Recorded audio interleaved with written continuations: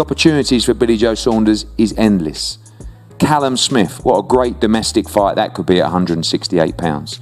Canelo, Triple G, Demetrius Andrade, Danny Jacobs, all these fights. And also another fight I'd love to make is a Chris Eubank fight, because the build-up would be stupendous. Get the best in the ring with me and I prove I'm the best. I know I'm the best at 168 and 160. Obviously the Callum Smith fight is a fight that has massive potential now to be made. But you know, Callum Smith, people look at him and he would be favourite going into the fight. He's a great fighter, but I generally believe I've got the beating of Callum Smith and any other super middleweight in the division. Chris Eubank Jr., still a big domestic fight. He's a world-class bum, really, because without being disrespectful, if I couldn't beat him, then I'd never put on a pair of gloves again. I'll beat him with my eyes closed.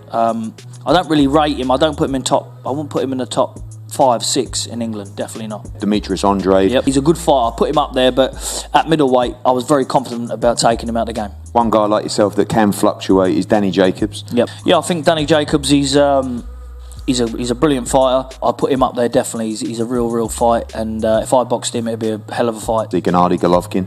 Where do you think he's at in his career? If I can't beat a 37-year-old man who's been around a bit now, then I'm 29 in my prime. Then there's something wrong. Again, I'm not as good as what I thought I was. So I'm very confident of beating Golovkin very clearly and very widely. If I got that fight and I could show people around the world how, not being big-headed or brash talking, but show people how easily I could beat him and outbox him and probably do a better job than Canelo, then people will probably call for that fight after. Particularly DAZN, and they see you as a prime candidate for the Canelo fight.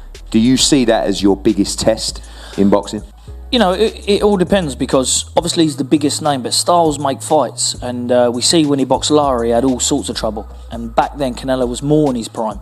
All these training camps, you see him now training with all these knee supports and these elbow supports and all that. He's a brilliant fighter. I'm not taking anything away from him. I'm not talking down to him, but I wouldn't be sitting here if I couldn't believe I could beat these, because I wouldn't get in the ring with anybody, no matter if you offered me £1 billion, if I didn't think I could win.